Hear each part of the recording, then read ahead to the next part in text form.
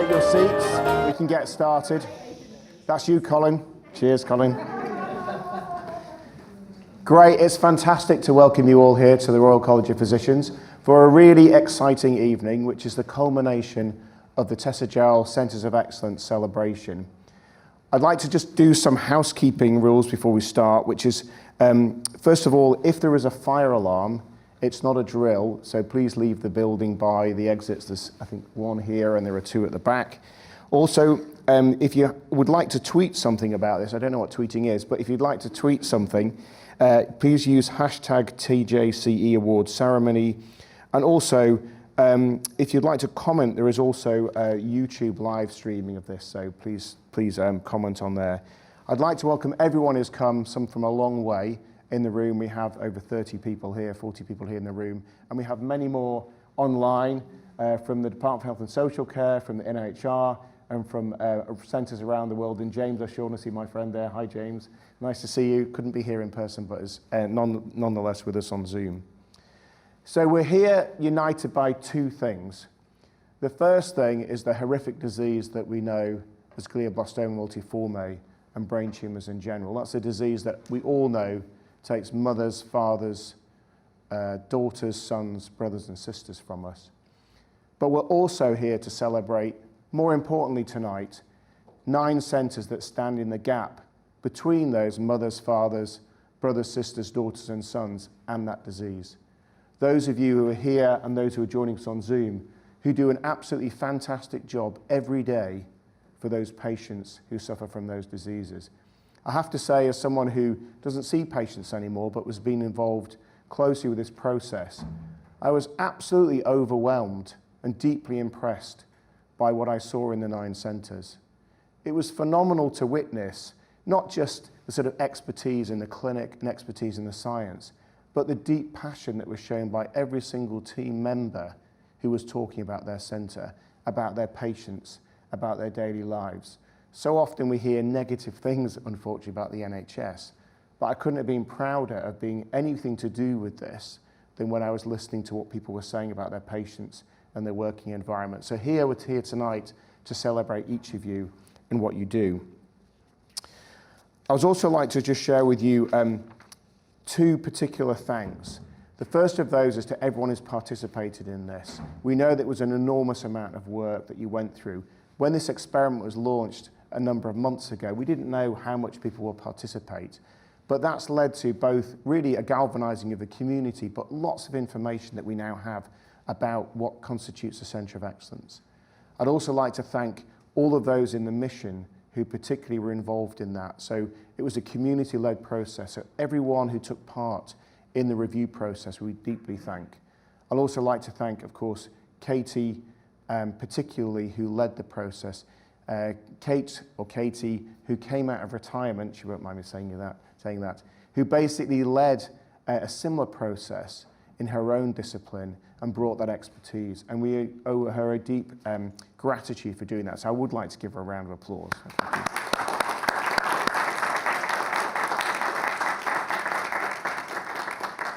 And also to Nikki and Cami and all the team, including Jess, who participated in this. I think that's all I've got to say, because I know we've got to move on with the rest of the evening. We're going to now see a sort of a movie which plays for about 3.5 minutes about the process. So thank you.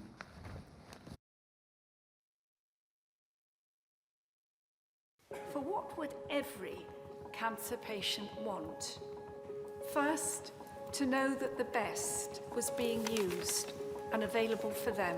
They need to know that they have a community around them, supporting and caring. While doctors look at the big picture, we can all be a part of the human-sized picture. 3 years ago, my mum, Tessa Jowell, gave her powerful and final speech in the House of Lords, recognising the huge need to improve brain tumour treatment, care and survival for all patients. So it is with immeasurable pride that just 3 years since that campaign was ignited, the Tessa Jowell Brain Cancer Mission have begun the real-world translation of that vision into reality. It has been incredible to see so many hospitals all over the country step up and respond to my mum's call to action by applying to become a Tessa Jowell Centre of Excellence. Around 11,000 people are diagnosed in the UK every year with primary brain tumours. For many of them, the prognosis is poor. Access to the best quality treatment and care helps not only their outcomes, but also their quality of life. Brain tumours are an example of what we call rare diseases. We know that centres of excellence raise standards for rare diseases across the board, and that was the philosophy behind setting up the Tessa Jowell Centres of Excellence for brain tumour care and treatment. Tessa Jowell Centres offer excellence in 5 key areas. When you have a brain tumour, you find yourself living with a constant level of uncertainty, whether it's about disease progression, scan results, or treatment pathways. What you shouldn't be uncertain about is the care that you're receiving. As a clinician and as a patient, I have a unique perspective of both sides of that coin. The Tessa Jowell Centre status provides the official seal of approval that you're receiving the highest level of care in a gold standard facility. Most importantly, when we were reviewing the centres, we really looked for those teams who embody the human-centred culture of kindness and compassion that Tessa so passionately advocated for. Mum's mission throughout 50 years of her political life was to tackle inequality. So it was tragic, whilst fitting, that her final campaign was a call to arms to create universal equality in access to excellence in cancer care throughout the NHS. In time, this national network of Tessa Jowell Centres of Excellence will make the UK a global leader in the treatment and care of brain tumour patients. And this will provide a roadmap for how we can deliver equal access in excellence in cancer care beyond. We are absolutely thrilled to have awarded centres who are already delivering true excellence in treatment and care. We have a long way to go till the cutting edge of science is delivered to every patient, but this is a huge and transformational first step.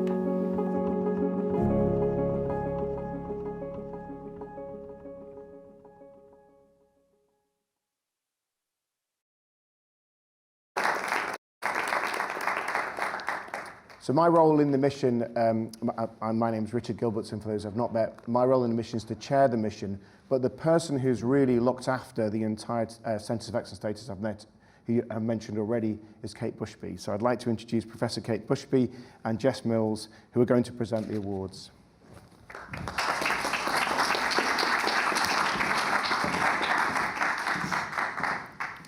Good evening, everyone. Not a joy in the house. Not for me, certainly. Welcome, everyone. It's so lovely to see so many faces of people that I've got to know very well over the last few years, many of whom, unfortunately, I've only seen through a screen. So seeing you in 3D today is just incredibly special. Thank you all for travelling down here to be here with us for this very, very special evening with us. Now, Katie. Well, yes, I'd just like to add my thanks for you for coming. It's amazing. You've been on trains and all sorts of things to get here today, which must be like the olden days to have come together like this. So, I mean, we kicked this off, didn't we? A couple of years ago, we sort of began to really feel that the way that to drive things forward in terms of promoting the best care for patients with brain tumours in the UK was through the idea of having centres of excellence. And this is a well-established way of going about things in the rare disease world, which I was in my career. I retired early, by the way, Richard. Yeah, very early. So I think, you know, I brought my experience from many years of thinking about how centres of excellence worked to a new area, and it was very revealing that we had to go and find people, didn't we, who would represent the whole pathway of brain tumour treatment and care, not only the very important people in the surgical side and the oncology side and so forth, but also the nurse specialists who really make a huge difference to the patient's experience of their disease, and right through to the palliative care specialists who help with those terrible final days and make them a little bit better. So we went through a process of identifying all of the people who might be involved in this area, and also were very much supported in this by the various charities who are members of the mission.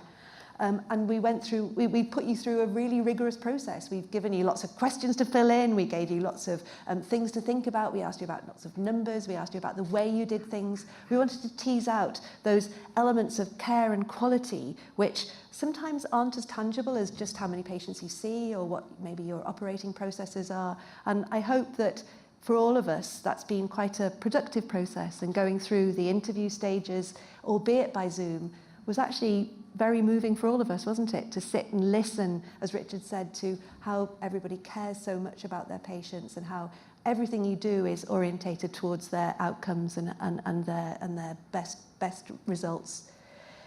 So the designation committee who helped us set this in place, some of you are here today, you put in a huge amount of work. So thank you very, very much. You were just the bedrock of this process. I mean, I think that, I've still only met most of you in little squares, so I don't know what the rest of everybody looks like, but it was really amazing to work with such a great group of people and see their devotion to what we were asking them to do. So we went through the process with the application form, we had the review stage, and then of course the interviews, and then that day at the beginning of March this year where we actually were able to announce that of the 20 centres who applied, 9 had achieved the standards that we'd set, and that's just a fantastic achievement for everybody. So thank you all again.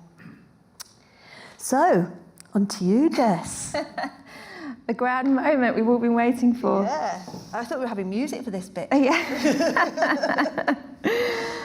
So, it is my greatest privilege and honour to now begin the official awards ceremony for the 9 centres that now comprise our flagship network of 9 Tessa Jowell Centres of Excellence, spanning the whole spine of the country. And as Katie said, these are not just centres who have demonstrated a whole new level of outstanding standard treatment and care for their patients, but also the centres who've managed to embody this thing which is much harder to quantify often on forms, which is this very, very human-centred, compassionate, wraparound care, which I certainly know from my experience of being, caring for my mum on the front lines of this disease is actually the thing that changes everything.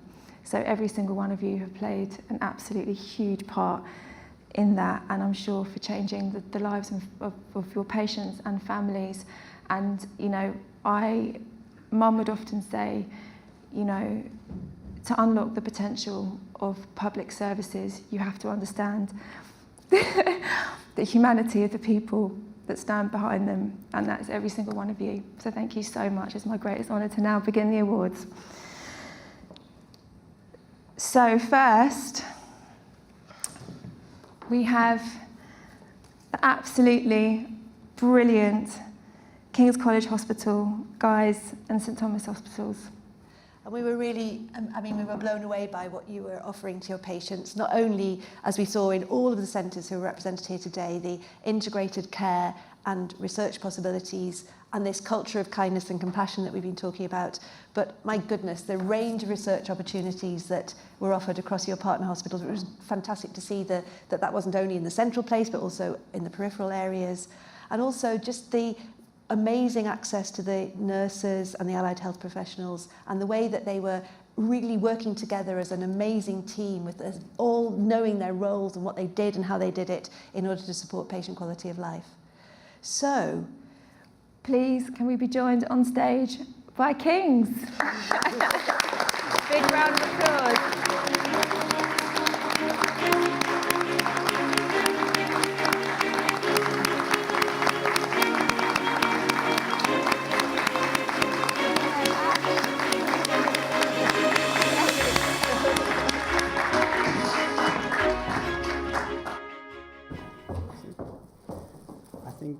Thank you so much.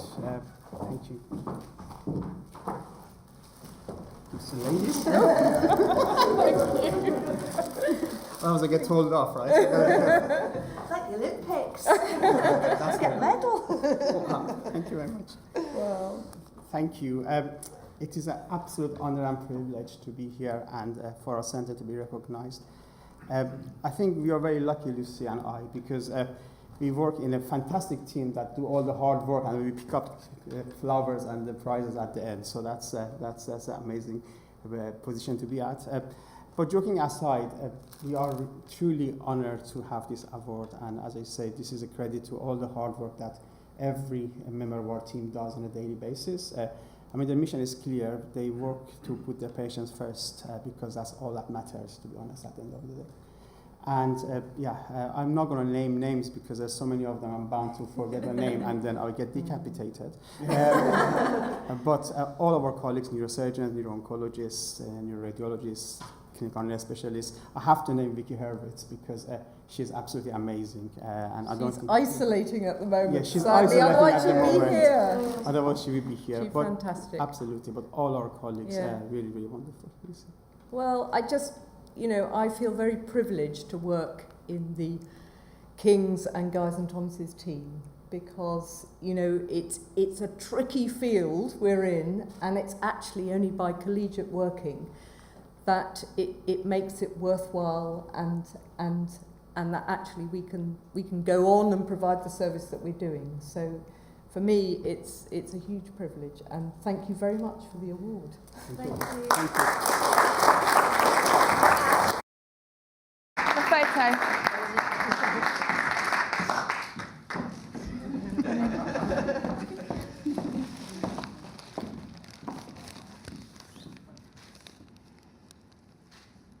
Thank you. Thank you very much. Thank you.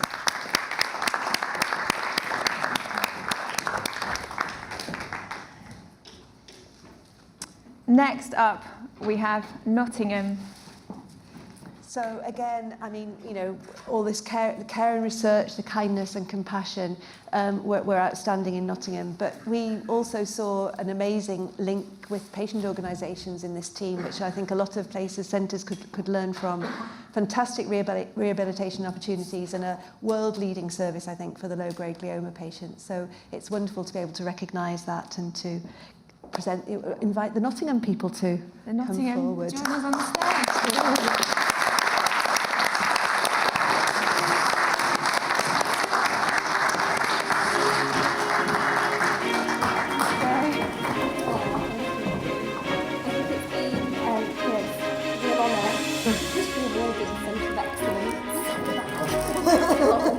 And I think we're super proud of all of the team in Nottingham. Obviously, we can't name everybody either, but we've got a remarkable team behind us, and I think we're just really lucky.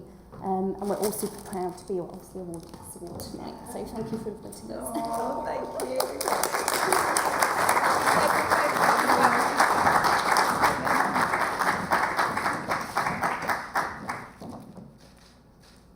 Thank you. Thank you.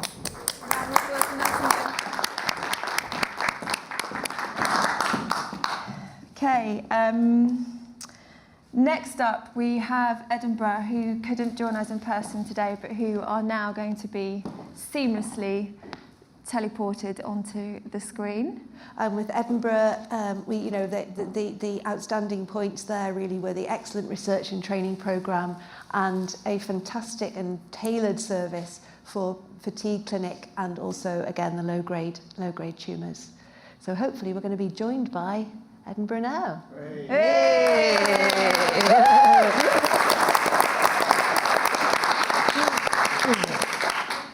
So thanks so much for this. I'm sorry that we couldn't be down to join you in person, but I'm very pleased to represent the Edinburgh team and collect the Centre of Excellence Award on behalf of them. The award will be displayed in the neuro-oncology outpatient clinic and will reassure patients that the care they get from the team, both the patient-facing team and the behind-the-scenes team, neuroradiology and pathology, is of a high standard. So, but I'd like to highlight a group in particular, and these are the neuro-oncology clinical nurse specialists, the epilepsy clinical nurse specialists, clinical trials research nurses, and the outpatient nurses, as they're often the unsung heroes, and they set the tone for the culture of kindness and compassion when patients attend the outpatient clinic. So thank you very much for this. On behalf of the Edinburgh team.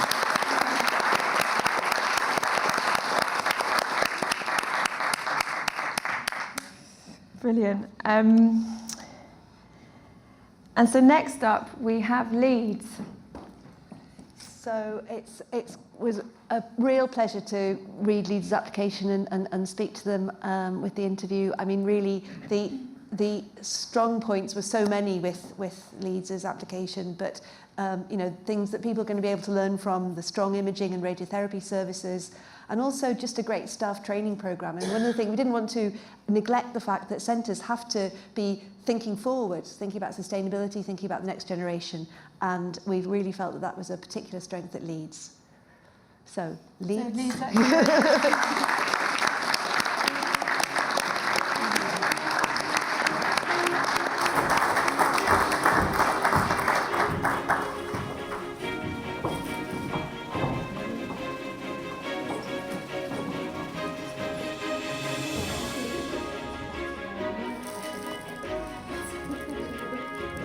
So again, without being too repetitive, it's a great pleasure, obviously, to be here. First, it's a great excuse to actually see some 3D people and see some of our wonderful colleagues. We really have missed it, and I think this is a great reminder about how working together really should work. We can all learn from each other. So thanks very, very much. Great to be here. Great to take this on behalf of the team in Leeds. And I'm pleased that you've highlighted our training, because I think that is something that we're very pleased about. It's great to be here with one of our young academic surgeons. So yes, thank you so much. Yes. Yeah, no, it's a real pleasure to work in Leeds, and I think, you know, people ask why sometimes you work in oncology, and I think when you go into work and you know that everybody is just working as a team to pull around one patient, that makes the job easy and a real pleasure. And it's a shame we couldn't be joined by our CNS and yes, our team today as well. But I think, Thank you very much.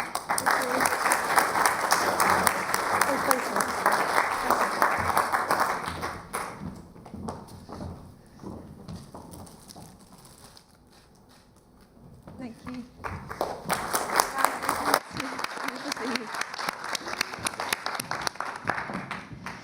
And next, we have Newcastle, who will also be joining us via Zoom link shortly. So, well, I wasn't involved in the appraisal process of Newcastle because that's my home city where I've lived for over 30 years and where I worked as a consultant in the Newcastle Hospitals Trust, and of course also where my husband Jimmy was looked after when he had a glioblastoma some 5 years ago or so. And from having lived through that with Jimmy, it was no surprise to me that Newcastle was, of course, one of the founder members of this process and is one of the people, one of the groups getting an award today.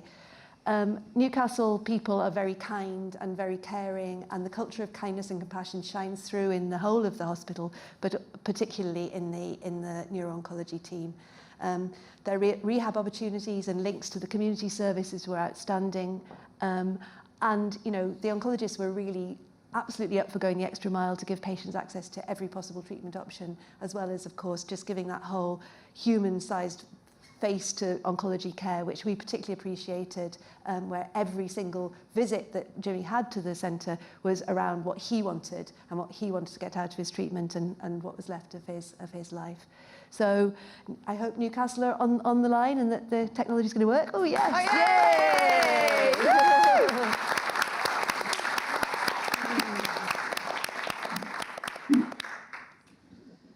Hello there. Hi there. Hi. Well, it's my pleasure to receive this award on behalf of the team, and I think it's the team that's really made this application for this honour such an important part of how we practice. You can see the teams here today, and that's because it's all very important for them to be here, and they work very well together. And I'm honoured to be part of that team, and really I just accept this on their behalf. So thank you very much indeed for recognising my colleagues' efforts, and hopefully this will be onwards and upwards for us all.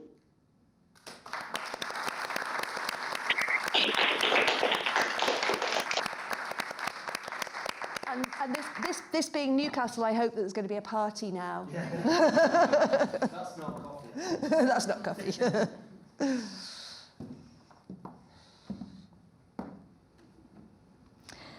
Next up, So I didn't attend this site visit either because UCLH was the hospital where my mum was treated, and so for various reasons it was found it was, as with Katie, best for us not to join those calls. But I know absolutely certainly when I burst into tears when I saw Nemi just before we started, and I certainly know firsthand the beauty of the care that your team give Nemi. So it's just the greatest privilege to be awarding you tonight with your recognition as being a centre of excellence. Yeah, and I mean UCLH really stood out. The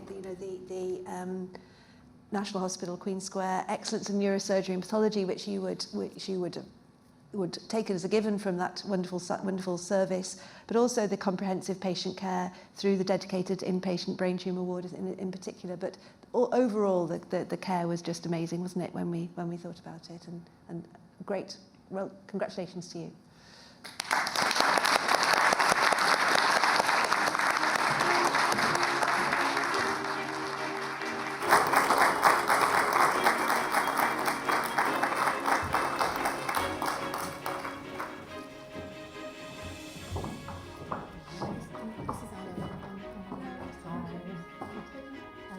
Was my girlfriend at your past music flag. Okay.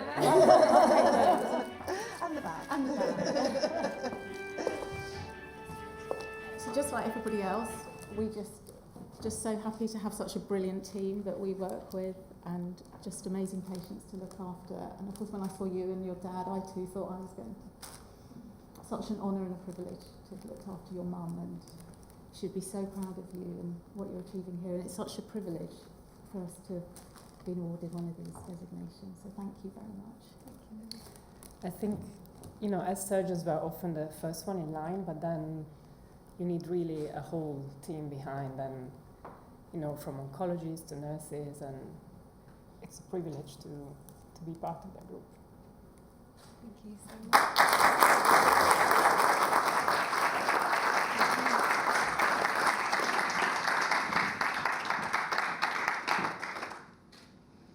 Thank you.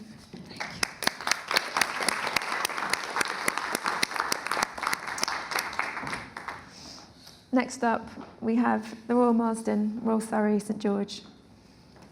And for this very big group, it was an amazing way to see how this group worked, because there are several places around the country who work in teams and from different hospitals, some more or less successfully than others. But we did feel that this grouping particularly worked very, very well in the way that they delivered their care and were able to offer excellent access to lots of clinical trials, a really strong staff development programme, again thinking about training and moving people forward, and just a fantastic range of access to allied health professionals for support to quality of life.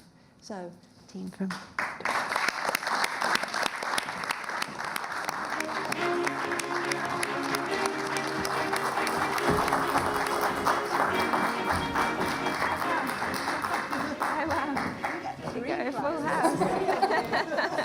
There you go, congratulations.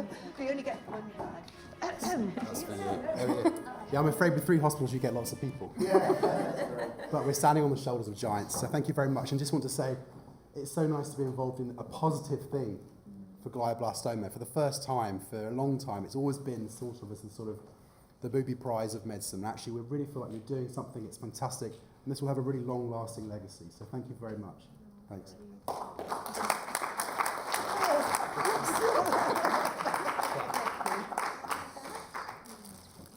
Great. Thank you so much. Thank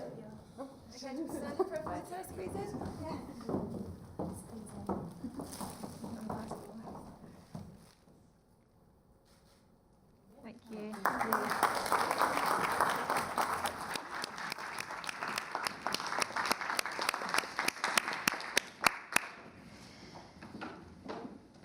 Next up, we have Salford Royal and the Christie. And I mean, this is another example of very close team working across different hospital trusts, with also great collaboration as well into primary care providers. Really an interesting programme to improve diagnosis, and I think this is something that all of us are going to want to learn from. And again, just that level of access to specialised allied health professional services, which clearly is what makes a difference to patients' experience. So welcome to the Salford and the Christie.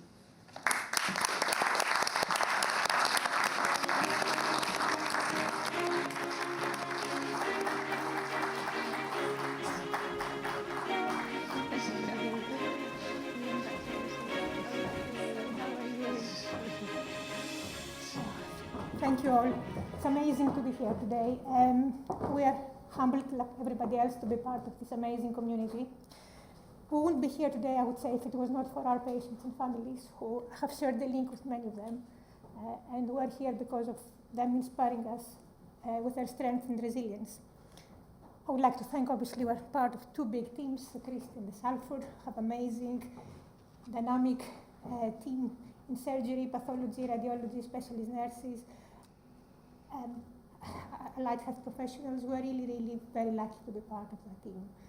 And finally, also I would like to thank our families, because we work in emotionally draining jobs at times. They are always there to support us. So I would like to thank everybody and my partner in crime.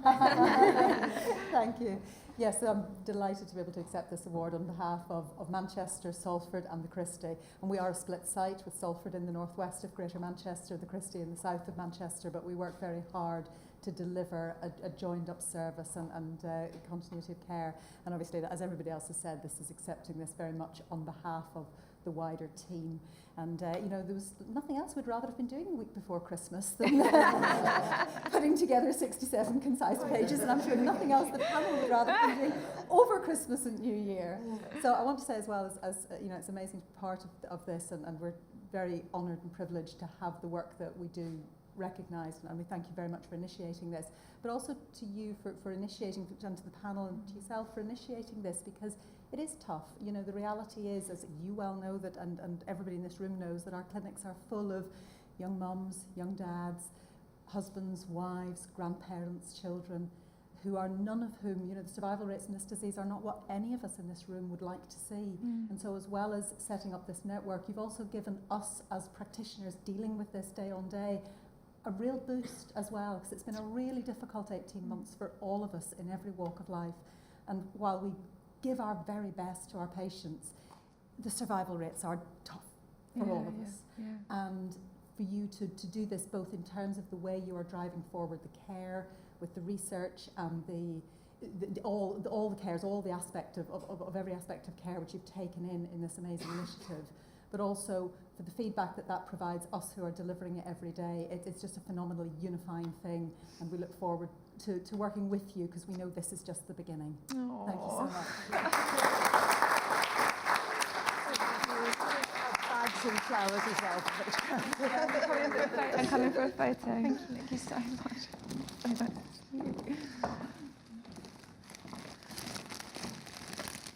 Thank you.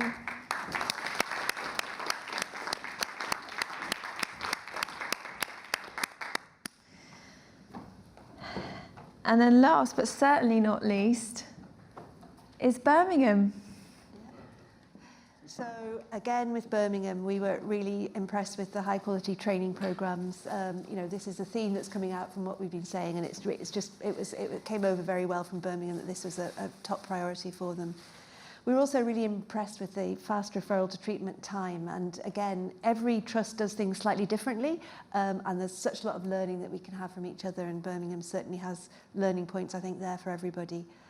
And also specific dedicated clinics for patients, including late effects clinics. I mean, you know, we've lived through this, haven't we, Jess? And what's going on isn't necessarily the primary problem with the tumour, it's the secondary effects from the treatment and living with that day on day.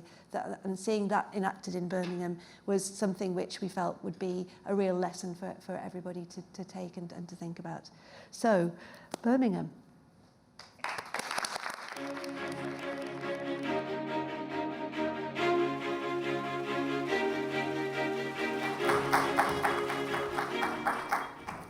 Thank you very much. I'm here for the team, and in case you're wondering why I'm Billy No Mates this evening, it's because, ironically, Birmingham is hosting the British Neuro-Oncology Society's meeting today and tomorrow, and so the rest of the team, I just left them doing what they do really well, which is working hard to promote and advocate on behalf of brain cancer patients.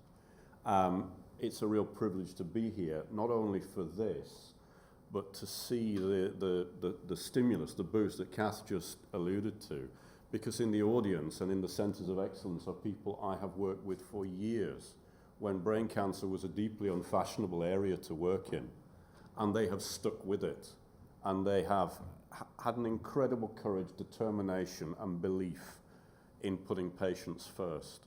And it is fantastic that they've all been rewarded, and that the whole emphasis of what you're doing is collegiate, collaborative, outward-looking, optimistic and positive.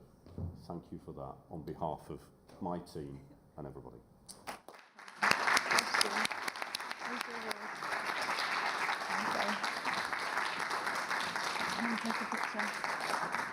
The real challenge is how I get all this home now. Yeah.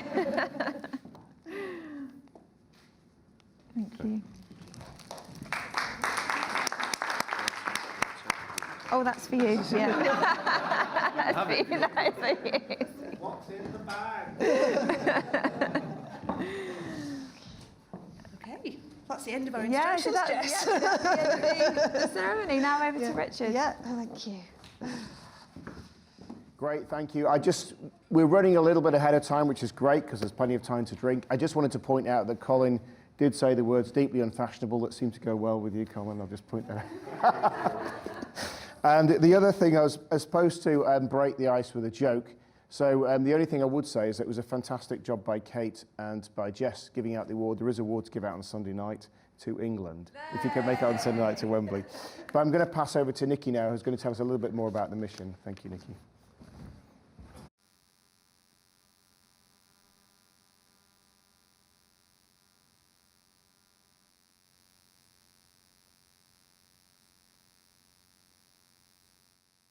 Comment from Dame Eve Buckland, who says, how wonderful to be here and to be able to honor Tessa in this way. Then I've also got a comment from Lord Charles Faulkner on Zoom, who says, it's so impressive and heartwarming to hear the details of each of the centres. And last but not least, from Lord O'Shaughnessy on Zoom, he wrote, the selection process to become a centre of excellence was very rigorous. So to see all this excellence within the NHS is fantastic. Thank you for all your comments and keep them going. So I want to talk a little bit more about what's next, because now we've given the awards to everyone, but for us, this isn't just the end, this is the beginning of a long journey to more and more excellence for everyone in the UK. So the first question that I want to address is, what about all the other hospitals, so the 9 that are not here in the room? So just to remind you just how rigorous it was, everyone, as Catherine already alluded to, had to fill in over 100 questions, over 60 pages, to talk about their services in detail and to help them understand us. In addition to that, over 1,000 patients have provided feedback on their experience in each of the hospitals. The patient feedback is still open, so we'll continue to encourage everyone to fill in their experience on the website of the Brain Tumour Charity, because it will really help us get an understanding of their brain tumour experience. And then last but not least, all the centres underwent a virtual site visit to discuss in details how their service was organised. So that's about the 9 centres of excellence. However, there were more that applied, and I'm really happy to say that there are 11 hospitals who were actually very close in the previous application round. They have received very detailed feedback, so they know exactly what the little bits were, why they were not quite there just yet.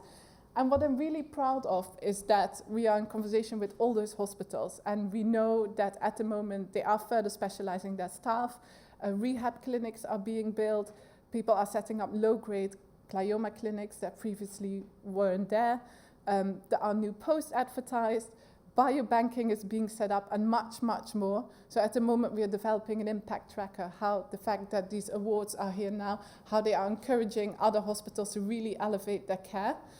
We know that they can't do it on their own, and I know that many of you already have been put in touch with another hospital to discuss a part of the service that you might be really good in and that they are still further developing. And that's what this initiative is about national collaboration to really elevate the level of care.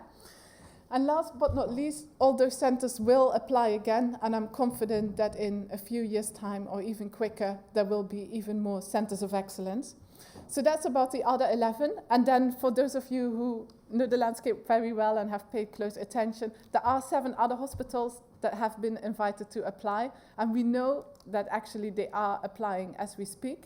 And what is really exciting is that by the end of this summer, we expect a number of strong applications to be coming in. And I think we will have captured almost the whole of the UK. And we're really thrilled to see, as I said, that everyone is working so incredibly hard. So what did we learn from the designation process? Again, there is so much more to it than the awards that you've seen today. So first of all, we've developed a library of excellence along the patient pathway. And because everyone has been so honest with us and really opened their books, we've seen some really good examples of very high quality of care. And we want to share that with the community, and a little bit more about that later. What we also learned and really understand is what is the secret to success, and what is it that all those hospitals have in common to be a center of excellence. And we've really got a good insight in that as well. We also identified areas for further support, and we saw some teams where across the country, more than one hospital would be struggling. And that's really helpful for us nationally to have a conversation about that and see what can we really do to address those areas that need some further support nationally. And last but not least, we understand much better some of the barriers to opening more trials and to further the research agenda across the country. And again, we're using this information to have talks with funders and the government, and hopefully we will be able to bring even more support together.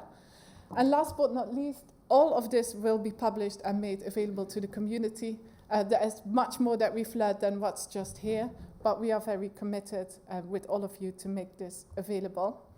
Which brings me nicely to the Tessa Jowell Academy.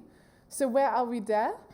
So the next part of the Centers of Excellence is really to focus on an academy, which really will be the vehicle to facilitate the sharing of best practice between hospitals.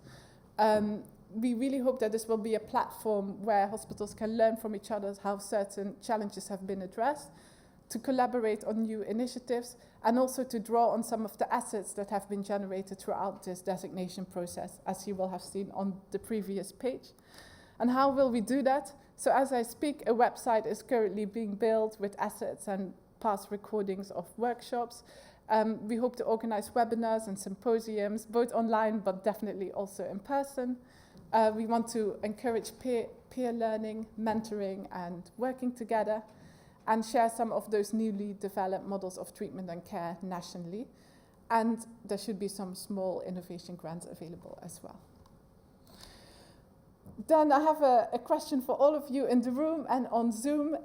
We are recruiting members of the Academy Founding Committee, and this committee will exist for year 1 and will do 3 things. So to really make a head start with creating engaging and innovative content for the members of the Academy. We have a lot already, but we really need your help. To help organize the first sessions and find speakers who are willing to lead the way in talking about their excellence. And lastly, to really engage members nationally, and not only the neuro-oncologists and the surgeons, but also the nurses and the allied health professionals and everyone who's involved in the patient pathway. You will be supported by us. You've met us all, and we also have a vacancy open at the moment to recruit an Academy Program Manager. More information about that is on our website. And really, what we're looking for is 5 members to commit for a year to this. And I wanted to ask, could this be you? And if that could be you, please come find me afterwards at the drinks, and we can talk about this a little bit more. There are a couple of other exciting initiatives coming to you soon as well. So first of all, there will be the Minderoo Foundation Precision Brain Tumor Program, which is part of the Minderoo's 1 million commitment to the Tessa Jowell Brain Cancer Mission. And this will be a program to deliver precision medicine through the NHS to brain tumor patients. This will be started up in Cambridge with the view to bring this to other UK hospitals as well. Please keep an eye on this page, because more news on this will follow soon. Next, as you will have heard about, we're hoping to launch 1-year oncology trainingship fellows. We've secured funding for the first one, and we've got partial funding for many more, and this will go live soon as well. And last but not least, we are going to look at starting up an initiative for children's centers of excellence as well, and for the mission to focus more on pediatrics as well. Last but not least, I should say this really wouldn't have been possible without our very generous and supportive partners and their expertise and their part in the designation process. So thank you very much to our partners.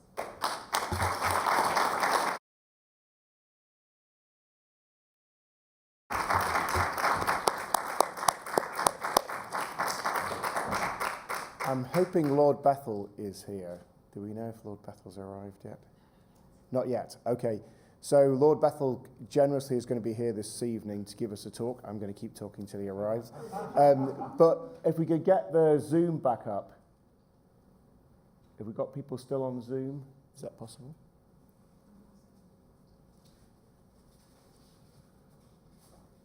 Can we get the Zoom screen back up, guys?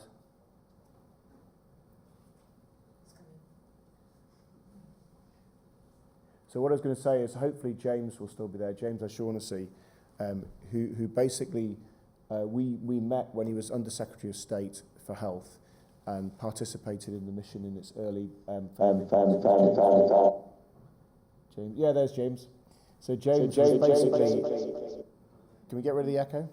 So James was basically a champion for us in government, which is critical, as many of you will know, for anything like this on this scale that you need to get done. So James really superb in helping us in founding the mission, and has now become the patron of the mission and continues to advise us. But we're also delighted that Lord Bethel, who hopefully will be here soon, is sort of taken on that role as the current Under Secretary of State for Health. And I can't overstate how much having somebody like him or her in government means. It basically gives us an ear directly into Whitehall, so that when we're trying to action things like changes in policy, working with the Task and Finish group that Brain Tumour Research founded and got going and really pushed forward, or thinking about UKRI's investment in research, having somebody who's a champion in government is really critical for that. So I really wanted to thank Lord Bethel when he arrives for the role that he's played in that. But the other thing I thought we could do, because we're all here, someone's pointed out that we're here in person, that's Susan, is to find out, if we can do that, because people talk, is if you could change one thing about the brain tumour community, what would it be? So it'd be great to hear from people if they had access, for example, to a very high-level person in government who was listening to what they were saying. What is the one thing that you would change if you could do that tonight? So is anyone willing to go first from one of our 9 centres here, or who's on Zoom? Because we also have Mike Batley here from NIHR, also I'm looking around, and Helen Campbell, who's committed to give £5 million from the NIHR to the first person that speaks. So anybody wants to go first about if they'd change anything in the brain tumour community? Yes? Access to drugs. Access to novel agents. Access to novel agents. Well, gliomas are difficult to treat, and the number of patients with actionable mutations is very small. They are there. Okay. These are too niche. The numbers are too small to be a viable sort of going concern for pharmaceutical companies. The numbers are just too small and they're too niche. And I would like to see unified. I would like to use this platform to try and get together, because I know there are many people who feel the same on this topic, to try to get access to the targeted agents for patients, because these are drugs which are in widespread use in things like the melanoma community, but for brain tumour patients it's very, very patchy.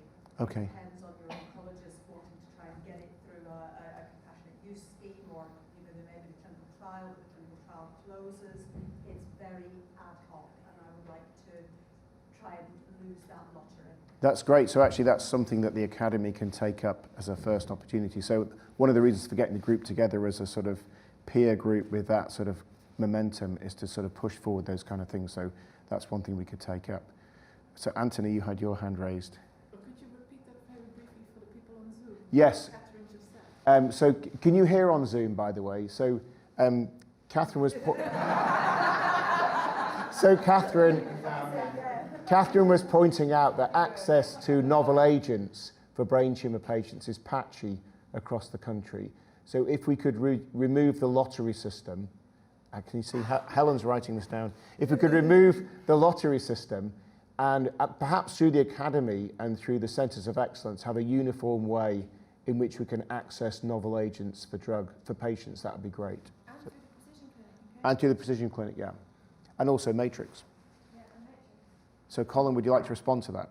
I was just going to add to echo Kath, it's not just about access to the drugs, it's access to the genomics. Nicky, do we have a roving mic? The technologies that I know has been rolled out across the NHS to allow us to stratify patients to get the right drug to the right patient at the right time.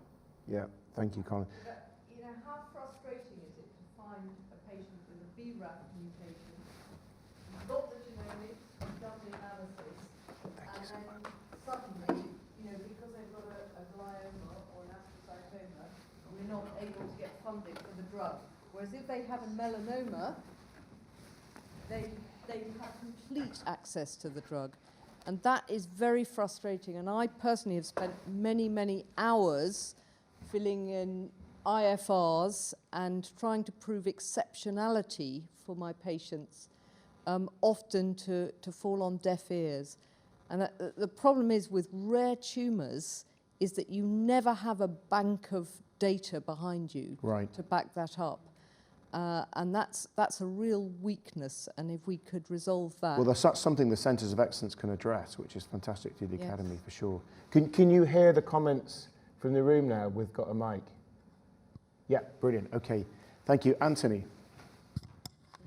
This is one about clinical trials. I would like to see a change in the system of reimbursement and rewards for recruiting patients to trials. At the moment, it's done on a per-patient basis. So if you're a rare tumour, you hardly get any money for opening a trial. So many of the centres, it's just not worth them doing it, or they can't afford to do it because they may only recruit 5 patients, and that isn't going to be enough. So we need a different way of reimbursing and rewarding centres for opening trials for brain tumour patients and recruiting patients to those trials. This is my naivety of clinical trials, is one way of doing that having some kind of central sponsor system for it so that you could manage them centrally. Is there a way of doing that?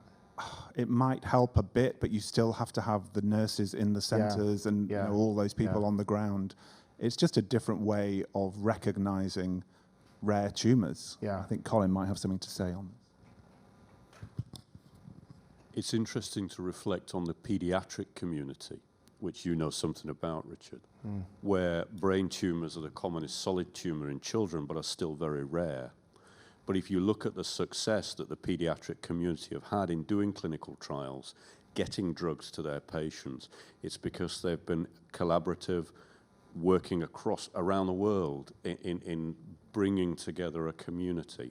And that's what the Academy is all about. That's what the Brain Cancer Mission is all about. And I think fundamentally underpinning that is a difference in attitude. When it comes to children, it's rare, it's difficult, so we've got to work together. When it comes to adults, it's rare, it's difficult, so let's not bother. And we've got to change that culture.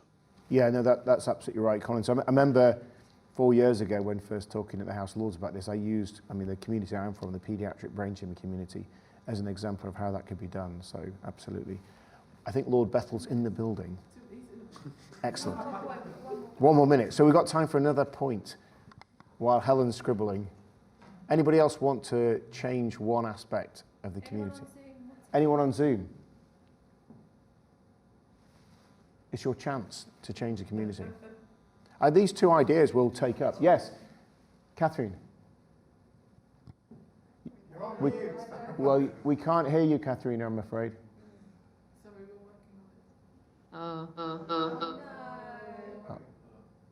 Keep talking and see if we can get it to work.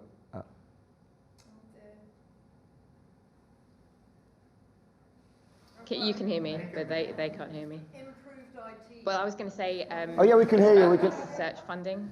So we have lots and lots. Yesterday we had a seminar for our early career researchers who are interested in researching brain tumours, and there are loads of them in the room, but there is a pipeline, there's a bottleneck.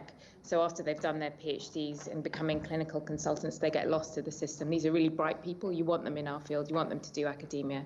So somehow we have to change the system so we can get more of those people through the system and stay with brain tumour research. And I think that's to do with changing the grants and the funding system. Great, thank you, Catherine. That's great. Yeah. Okay, so I'm delighted that Lord Bethel has joined us. So just before you arrived, I was pointing out that when we started the mission, we were fortunate enough to have your friend James, who was then Under Secretary of State, to really help as a champion in Whitehall, and that made a massive difference. And we would like to take the opportunity to thank you because you have actually continued that for the mission. And I would say on a personal note that whenever we've had these sorts of debates, we've had meetings, Lord Bethel's always been there as an advocate for the mission. And what's clear when he talks is about patients being first, and that's very impressive. So we would like to thank you for that, and we thank you for joining us this evening and saying a few words. Thank you.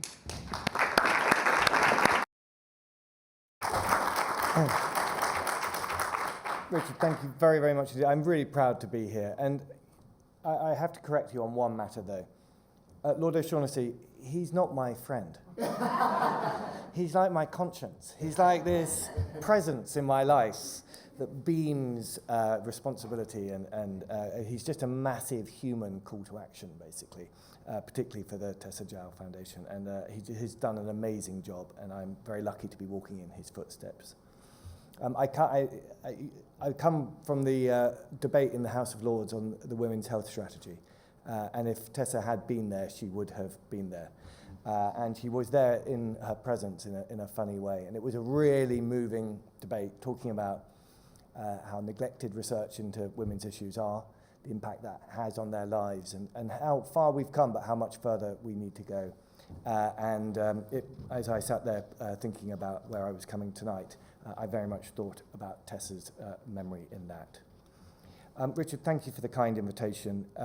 It's a wonderful moment to be able to celebrate the Tessa Jowell Centres of Excellence. This award ceremony, I know I've missed some of it. It is a key milestone for the Tessa Jowell Brain Cancer Mission. The DHSC is an active member of that mission. We are a fully blooded partner in that. So I'm really delighted to be part of this event to celebrate the impressive level of excellence shown by the 9 centres and the dedication to high quality treatment and care. It is a really fitting testament to Tessa's memory. And I want to take the opportunity to pause for a moment to remember Tessa's courageous words, urging us to rise above our differences. She said, "This is not about politics, but about patients and the community of carers who love and support them. It's about the NHS, but it is not just about money. It's about the power of kindness." And those words encapsulate better than I ever could the kind of inspiration that I would like to follow in my life as a minister, and I think are really apt for this occasion. Tessa represented the very best about our democracy. Even as she fought her own illness with great bravery and dignity, she embarked on a final mission, which was to help other people with her condition, and her memory in that is very, very present in the room today. On behalf of all those who are living with, and in too many cases have sadly died with this condition, we really are truly grateful to all those who have provided care and support, all those who have campaigned, children and adults alike, and all those who are seeking to do research, of which there must be much more in the future. Tessa Jowell's campaign for better support for those living with brain cancer was truly inspirational. Research remains key to progress, but there are many, many challenges to do with brain cancer research. But as Tessa implored us, we must not let this lie in the too difficult box. DHSC is working actively as a member of the mission, and we're supporting fully the vision. The vision is bringing the best care to all those with all brain tumour patients in the UK. The mission has made excellent progress since its establishment in February 2018. It was founded in response to Tessa's call to action, all patients to benefit from the latest and greatest science, to focus on living well with cancer, not just dying from it. a really great mission. That mission unites professional, patient, charity and government groups to share information, to establish transformative programs that will lead ultimately to a cure for brain tumours. The designation of Tessa Jowell Centre of Excellence is a major step forward in enhancing both treatment and research for people with brain cancer. I was especially struck by the kindness and compassionate care so clearly demonstrated by the teams. Centres showed an incredible focus on patient quality of life through various rehabilitation opportunities and compassionate end of care. And if you've lived through a year like I've lived through, you'll know that that is unbelievably difficult to achieve, but important to deliver. This ranges from the impressive selfless efforts of the centres that went into preparing the applications and their admirable attitude of being open to feedback and comment, opening their books to be scrutinised, and responding with incredible enthusiasm to continue to develop and strive for more.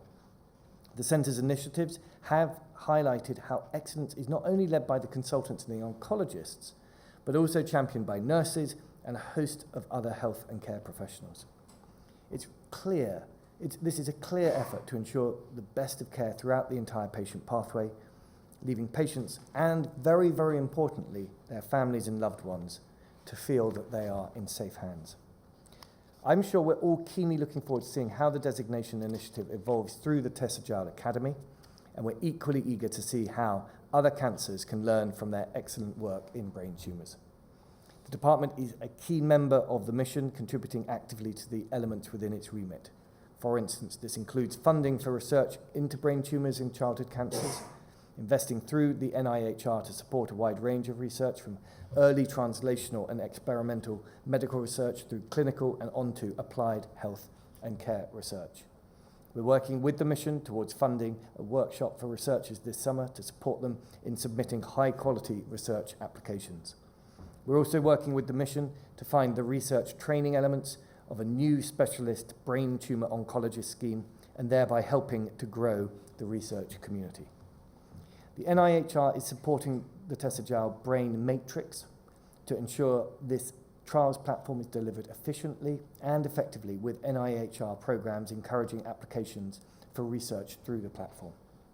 This shows how the DHSC is providing practical support to the brain tumour community to continue building on joint working with the Tessa Jowell mission. DHSC will also provide support in ensuring an open line of communication and constructive working relationships between all the centres in this department. We hope that each clinician will take an active role in mentoring and supporting colleagues in other trusts. And to be here in 3 years' time, handing out more rewards to the remaining 20 centres across the UK who have not yet been designated. So I'm delighted to share with you 3 recent announcements. This is the first is that the NIHR UCLH Biomedical Research Centre announced that a trial it is leading on, immunotherapy for brain cancer, has recruited more UK participants than ever before for a brain cancer clinical trial. That's a hell of an achievement.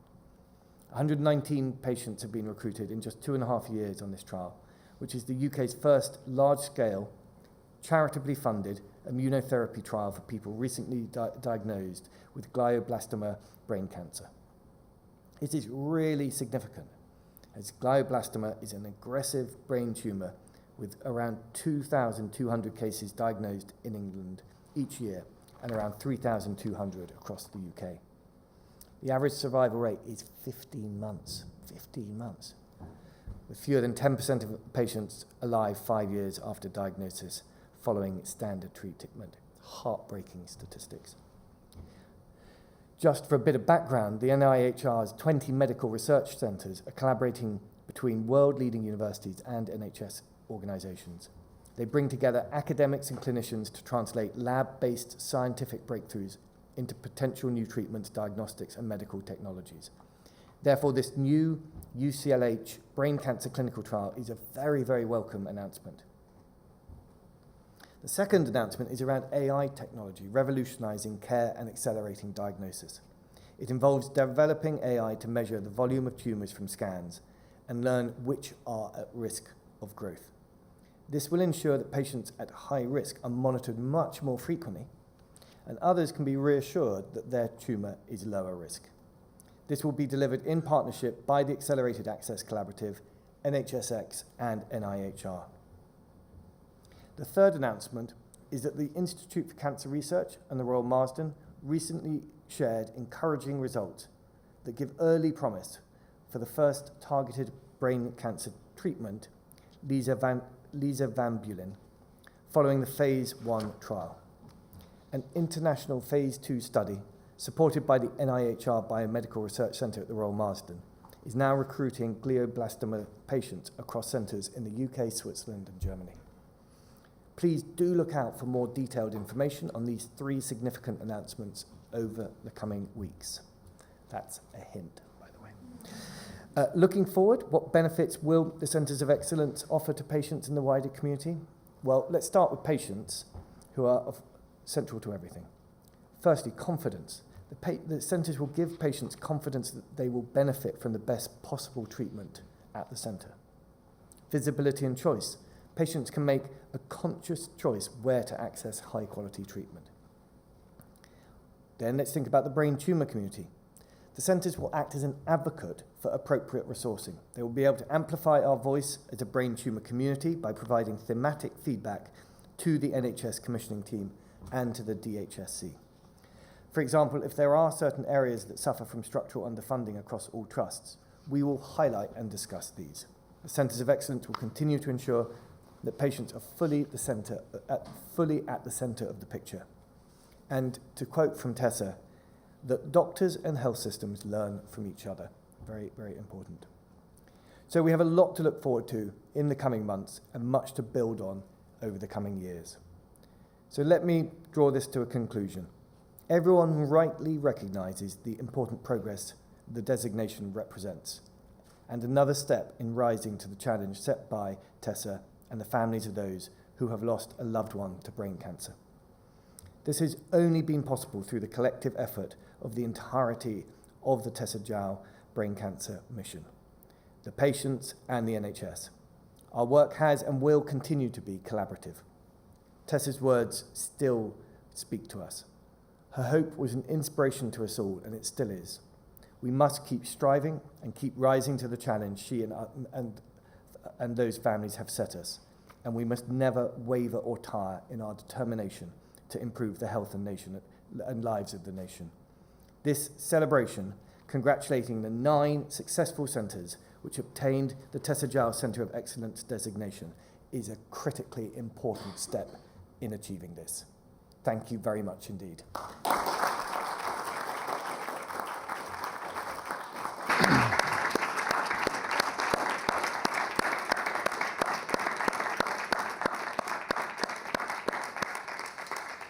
That's great. I'd like to thank you for the words you've just shared with us, but also for being here in person. You didn't have to be in person here, and you're very busy, and you could have been on Zoom, but you came, and we really appreciate that, so thank you.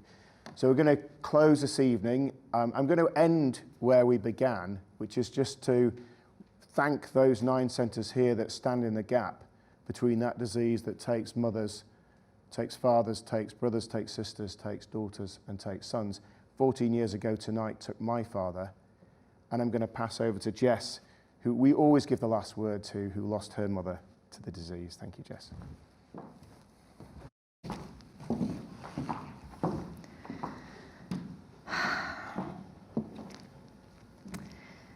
I just wanted to just take this moment just to reflect on quite how profound this evening is when you think that just 3 years ago, none of this existed.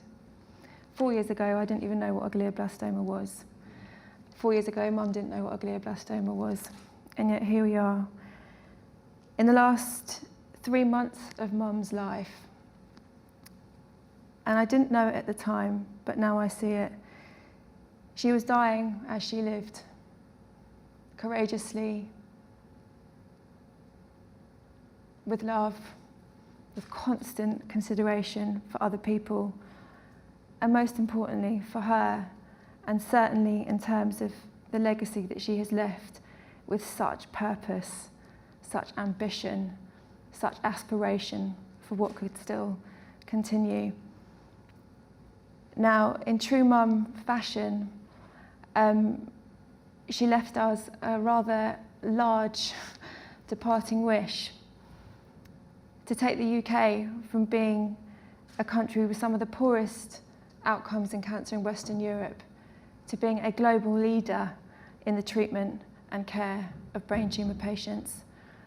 And 3 years ago, we, together as part of the Tessa Jowell Brain Cancer Mission, a group of 60 very, very diverse stakeholders from across spanning the landscape, from all the way from the patient charities, clinicians, nurses, all the way up to senior levels of government, the NIHR, the whole way across the spectrum to come together to co-create and design a national strategy to truly innovate and transform brain tumour treatment and care.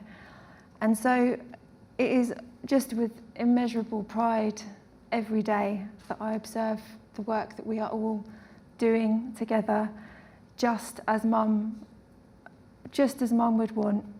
She had one of her less spoken legacies was her ability to harness this incredible spirit of collaboration. And she truly believed that when people came together, united behind a common purpose, anything was possible.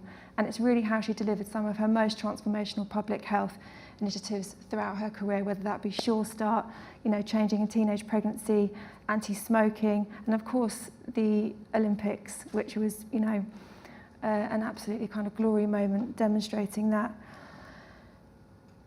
And so, whilst this is a moment to kind of recognise the huge amount that has been achieved in the last 3 years, in just 3 years now, we are well on the road to delivering this truly transformational strategy. What keeps me awake at night, as I think she would want, is what next? What are you going to do next? And that's what I hear constantly from her coming through to me. But just knowing what the roadmap is for the next few months and years, I think we are well on the way to delivering that departing wish with the delivery of precision medicine into the NHS for brain tumour patients for the first time ever. The Tessa Jowell Brain Metrics, the Tessa Jowell Oncology Fellows, the Tessa Jowell Academy, which is going to be a moment where all centres of which, all of you are going to play a huge role, is going to be our national effort to raise all boats. So no centre gets left behind. And every single person here has played a huge role in that already. Although I also wanted just to take a moment just to recognise, and I hope you wouldn't mind this, that while every single person here has gone above and beyond over the last 3 years, and my God, it's been blood, sweat and tears, I just also wanted to recognise the extraordinary leadership that we have as part of this mission that makes it all possible. Nikki, Katie, Richard, and our beautiful Cami, who's in the control room there, who we could not be in better hands. These are people that work 18 hours every single day, and the reason that we're moving mountains is absolutely because of everything that we're all doing. But I just know that we could not possibly be in better hands. So thank you all. This is the moment to celebrate, but my God, we're just getting started. I can already see the new horizon there. We've got a long way to go, but my God, it's going to be bright, a lot brighter than it was when we started. So thank you all from the bottom of my heart. Thank you.